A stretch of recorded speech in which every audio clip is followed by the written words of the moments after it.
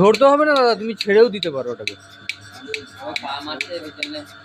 ও আচ্ছা আচ্ছা, হ্যাঁ ওর জন্য ধরে রাখতে পারো, ওই যে পা ইয়ে করছে তো ওর জন্য ধরে রাখতে পারো, তাছাড়া এমনি তোমাকে ধরে রাখার দরকার নেই।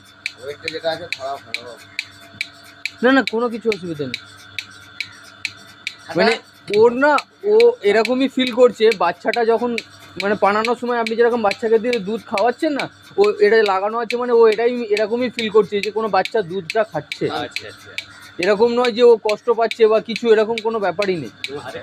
হাতে টানা বা বাচ্চাটা দুধ খেলে যেরকম এ ফিল করবে সেরকম ভাবেই ও ফিল করছে মেশিনটা লাগানো আছে, বুঝতে পেরেছেন? এই নয় কষ্ট পেয়ে যাচ্ছে, এইটা হয়ে যাবে সেটা হয়ে যাবে, বাঁট খারাপ হবে, বাঁট দিয়ে রক্ত আসবে, এরকম কোনো ব্যাপার না। বাচ্চাটা দুধ খেলে তো আর কিছু অসুবিধা হয় না, ও তো ভালোভাবে সুস্থভাবে বাচ্চাটাকে দুধ দেয়, তাই এটা লাগানো থাকলে সেরকমই থাকে না, বন্ধ করতে হবে।